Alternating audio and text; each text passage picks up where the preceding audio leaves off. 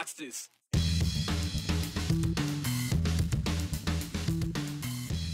Another Republican lawmaker got a reprimand from their respective Central Committee. That makes another Republican lawmaker who doesn't seem to care about such things. The first-term representative tells us why he won't let it get in the way of his second. Protect them or keep them under unlimited pursuit. The debate over wolves in Idaho is back in federal court. Conservationists trying again for the former, 3 years after hunting wolves was opened wide. Americans had their eyes to the skies today. The solar eclipse clipped Idaho, which is a far cry from the complete version 6 summers ago. But it turns out, Idaho has seen its fair share of the sun being shadowed by the moon. All right, stop me if you've heard this one before. A Republican lawmaker in Idaho has been told they're not Republican enough. We've highlighted this with elected Republicans from Bonner to Bonneville counties.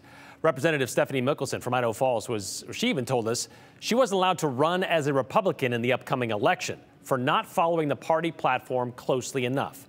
This time, it wasn't a censure. However, the Ada County Republican Central Committee did issue its quote-unquote disapproval of Representative James Petzke. Not so much of him as a person, but more of his actions. Once again, it begs the question, are lawmakers subject to their constituents or to their party? Joe Paris asked that question of Representative Petzke. Late last week, the Ada County Republican Central Committee passed a resolution declaring their strong disapproval of the actions of Representative James Petzke. I found out about it when I got tagged on social media that night.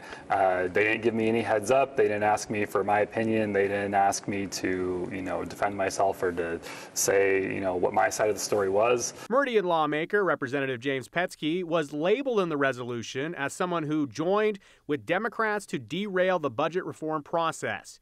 It also implied that he broke his word and did not have a strong fiscally conservative approach to government. A lot of what was in there is just not factually accurate. They just didn't get the facts right. And if they had, come to me beforehand and we could have had a dialogue about it, then maybe some of that could have gotten cleared up. But they didn't have an interest in doing that. Obviously, they just kind of did it in the dark behind the scenes. So lawmakers battled through how to do budgets in the early part of the session. A new budget process had some concern about what a maintenance budget was. Representative Petzke says that he questioned some things, but that a full process played out democratically. I ended up carrying 17 budgets across the House floor under the new process, which I think was more than anybody else. So I obviously worked within the new process that we have and did so successfully and got a lot of budgets across the House floor. Because there are times at the State House where, lawmakers, don't get their way. Right. You don't just quit and go home. You just keep going. No, I mean, we won, quote, in committee, and then we lost on the House floor, and so we went forward with the process as it was, and that ended up working out. Despite all of the noise that happened this session, despite all the drama that you always hear about, the outcomes for everyday Idahoans were fantastic out of this session. So, what's the feeling like when your Central Committee passes paperwork on your work? Well, one side of me chuckled a little bit, and it was hard to take it seriously, honestly, because I know what they're doing is they're just making noise so that they can fundraise, and that's fine. If they want to do that, so be it. The other side of it that I think is really unfortunate, honestly, is I think it reflects poorly on our party. It reflects poorly on our party when we do things like this to ourselves. It's just not a good look, and it's really sad to see it, honestly, happening to the Republican Party. Petzke is the latest Republican lawmaker in Idaho to have a Central Committee pass a resolution about them. Some resolutions have certainly gone further than strong disapproval, but still, it isn't a message that Petzke is worried about. At the end of the day, I serve my constituents. I serve the voters of District 21. I do not serve a party Central Committee, especially, the Ada County Central Committee also, it's worth noting, it's not my district. My district is only a small part of Ada County, so more than 90% of the people who would have voted on this resolution the other night, they're not even my constituents because Ada County has 11 districts in it. Who do lawmakers vote for? Do they vote for their party, themselves, their Central Committee? Does it depend to each lawmaker? I mean, I can only speak for myself personally, but when I'm taking votes on the House floor or in committee, I'm voting for my constituents. That's my only job. It's in the title, right? It's representative. I represent the voters of District 21. So I know you've been wondering, when will lawmakers be back? Brian, they'll be back to work on Wednesday. They're expected to finish up quickly after they get back to work on Wednesday, but it's one of these things of who knows. Also, by the way, in that resolution that the Ada County Central Committee wrote about Representative Petzke, they also essentially said, hey, if there's any other GOP or Republican governing bodies that want to reprimand Representative Petzke, yeah, we'd be in favor of it. We're on board. Yeah. Representative Petzke says he has not heard from anyone. And all these other instances of representatives and senators being called on the carpet by their committees, they've had the opportunity to come in and kind of explain themselves. Right. He did not? Representative Petzke told me this afternoon that he found out on social media, and one of his frustrations is that he believes the Ada County Republican Central Committee didn't even understand really exactly what they wrote. So he would have liked an opportunity, but instead, appreciate his time and sharing his thoughts here on the 208. Again, not a censure, but just a strong disapproval. We didn't like it. All right, thanks, Joe. All right, well, will he or won't he? That's been the question since last week when House Bill 710, the library bill, was sent from the legislature to Governor Brad Little's office. Having passed both chambers, not overwhelmingly, the bill to regulate what books are kept on which shelves in Idaho's public libraries is awaiting a possible signature from the governor to become law. Supporters claim pornography is available to minors at your local library, and they want it removed from certain sections. Opponents, including actual librarians, say it's not, and books that may be offensive to you may not be offensive to other families. We've heard this same argument for 3 sessions, including last year when the governor vetoed the attempt. He was worried then it was too vague and it would be a bounty bill, allowing parents and their kids to sue a library for $2,500 per instance. This year's version, the library would have 6 months to comply or they would get sued for $250. So what about what the governor is hearing this time around? We checked in last week, and as of Friday, 2 days after receiving the bill, his office told us he had received 71 emails asking him to sign it, but more than 3,500 asking him to veto it. Over the phone, it was 518 for and nearly 1,500 against. Well, over the weekend, those numbers jumped, with still a lot more emails against signing the bill into law, about 4,400, and 1,400 in favor of him signing it. And those who took the time to call his office, well, they closed the gap a bit too, more than double what it was last week, with those against adding about 300 to their tally. Still, it stands with more opposed than in favor of Governor Little signing the library bill into law. Just a reminder, he has until Wednesday to sign it or to veto it. He also has the option of doing nothing and letting that go into law without his signature. Hungry animal or hungry man only has one problem, and that's to find more food. So if we don't control that population, at some point, they're going to have to expand down to areas where we wouldn't normally typically see, that species. Well, one place we've grown accustomed to seeing wolves where we normally wouldn't, that would be in court. And once again, we will see them there again soon, at least those fighting for them. Conservation groups say Idaho, Wyoming, and Montana are not properly managing their population, and the federal government should protect the species. Andrew Bartline's been covering this for us today, so take us back, Andrew, and kind of give us some context of what we're talking about here when we say protecting them again. Yeah, so it goes back to this law in 2021. So we'd have to go back to that legislative session. That's how Idaho gets roped into this mostly when you read the lawsuit. Governor Brad Little signed Senate Bill 1211. It opened year-round hunting on wolves with no tag limits. So these conservation groups, they want the federal government now to come in and protect all wolves. After decades of being caught in the middle of conservationists, Idaho has really become the worst place in the world to be a wolf. And the cattle ranchers. We only have a problem with those that are depredating, on livestock. Idaho Fish and Game knows common calls to the courthouse have a common plea. And one of the things that litigants frequently ask for is that all wolves throughout the country go under federal protection, which obviously would affect Idaho wolves as well. A full year later, the scripts never changed. The states cannot manage their populations. Restore federal protections for wolves, period. Suzanne Stones filed another lawsuit. They have proven beyond question that they are not able to responsibly manage wolves. She's focused solely on Montana, Wyoming, and Idaho. They are the states that are doing it as badly about as it can be done. She's part of 10 conservationist groups fighting for wolves to be added to the endangered species list. U.S. Fish and Wildlife denied the previous petition request in February. They're talking about getting wolves down to as low as just a few hundred here in the state. Specifically, 500 wolves. Idaho Fish and Game confirmed that's their target population by 2028.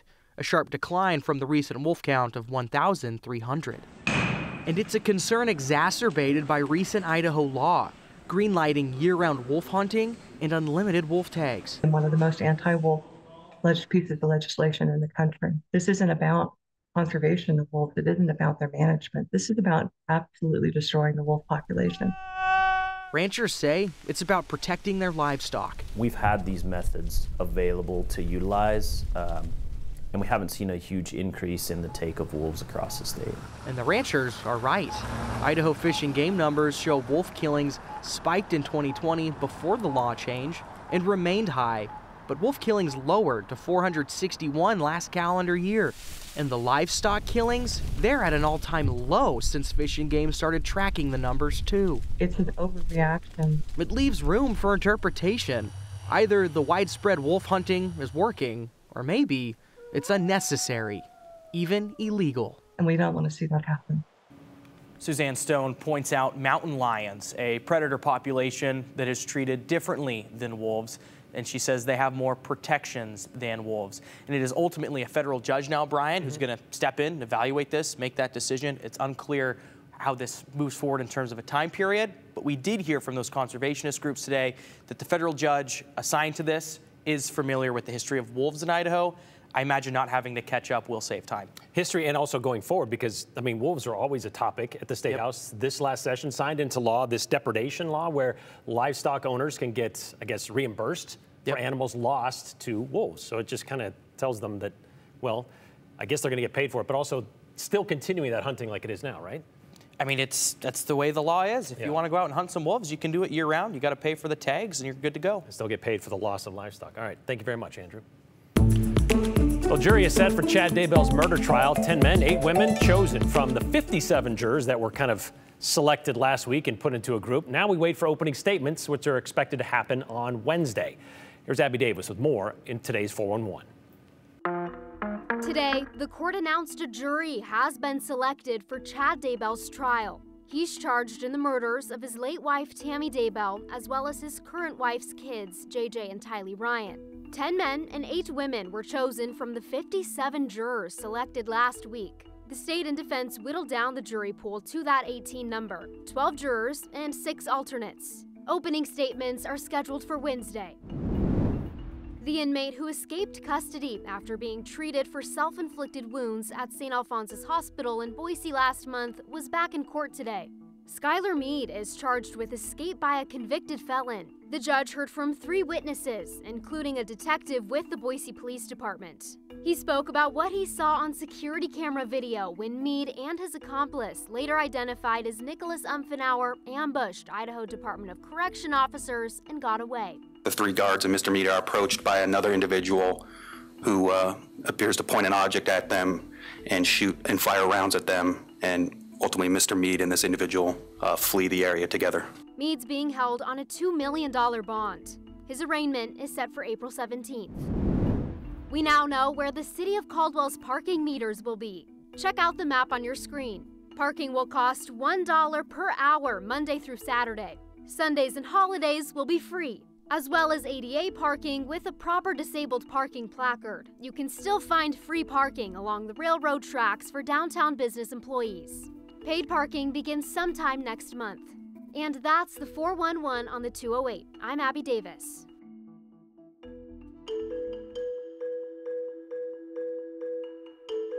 Maybe you didn't notice, but we lost about 30% of the sun this morning. Okay, it didn't last long, but it did bring back memories of when Idaho lost all of it for several brief moments. And we're not talking just about the eclipse 7 years ago. Did you see it? Did you get a partial sunburn? Maybe you remember the last 3 times Idaho was under totality. Well, don't let the solar flares or your burned retinas stop you from texting us. 208-321-5614. Don't forget, include your name in the hashtag #the208. If you keep it clean, concise, and clever, well, you might get a shot at seeing yours at the end of the show.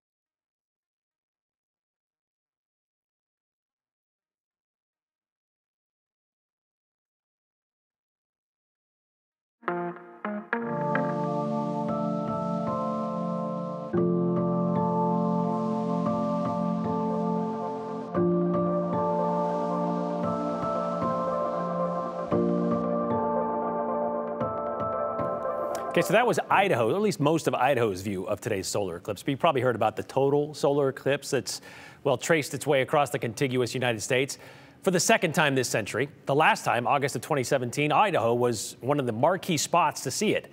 This time, not so much, as you just saw. We were only partial to a partial eclipse. But believe it or not, Idaho has seen its fair share of totality. In fact, north of Boise has been lucky enough to be in the shadow of a complete eclipse 3 times since 1917, making it the most shrouded area in the U.S. up to this point.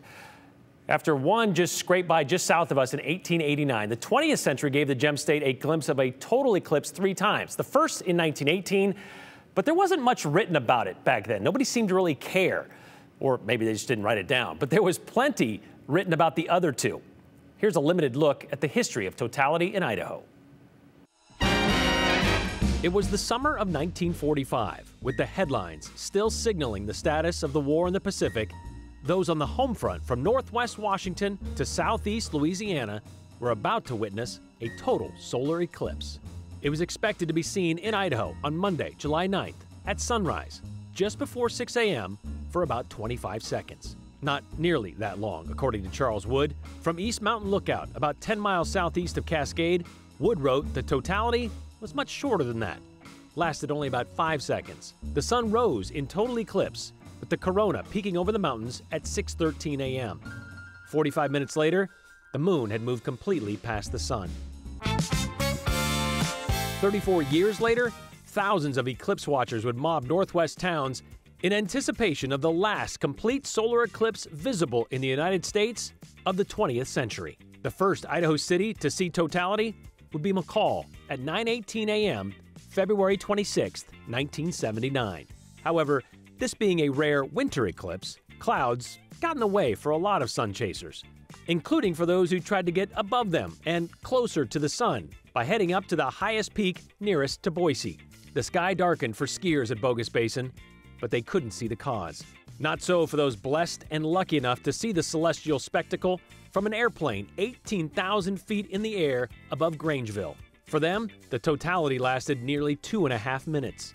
Back on the ground and further south, the view in the Magic Valley was altered a bit due to being outside the path of completeness. Still, it was close, and 97% would have to hold the silent crowd in awe for the next 38 years.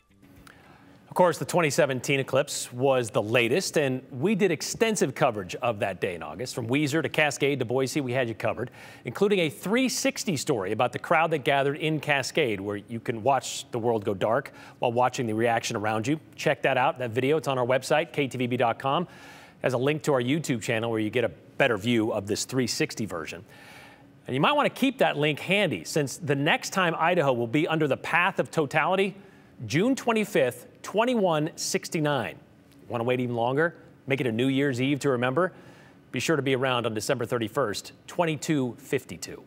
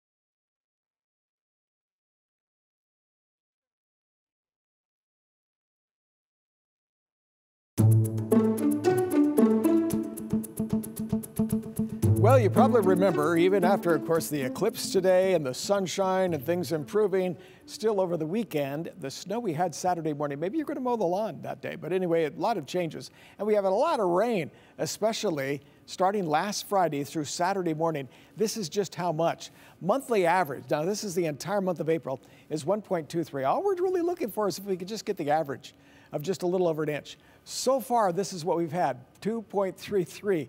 Yeah, we're well over an inch above average just in the first 6 days of this month. To tell you something else about this, since January, we've been above average with the precipitation for each month. So what has this done? Well, when I reported on this last week, we were looking at the snow water equivalent, and in Boise it was 95% at that time. It was going down. There was some concern.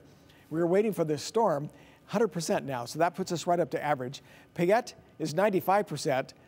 So it's a little below average, and the same thing for Weiser. But did you see this in Owyhee, in the Owyhee area? You can see this is where most of the storm actually came into the area, and they're over 200%, a lot. Now over here in Sun Valley, looking great at 102%, and the same thing for Twin Falls, which is at 157% right now. So this means, as we take a look at our drought monitor, that all around the area here, if you can see the topography, this is all average. Now, when you get into the yellows up into western Montana, surprisingly, northern Idaho, we're talking about abnormally dry in those locations. This is a look at Sun Valley, which still has snow, of course, on the mountain, but they're losing it down in the city itself. 55 degrees was the high temperature today, and Ontario did hit 60. Haley had 48 degrees and Twin Falls with 50 degrees. So the 55 is below the average. We're climbing now. The average is about 60 degrees, as you notice. If you look all around the area, some high clouds for tomorrow brings a few showers, light snow showers, less than a half an inch for McCall. Down here in the valley, we just continue remaining dry. So join us in the next hour as we will be talking about our forecast.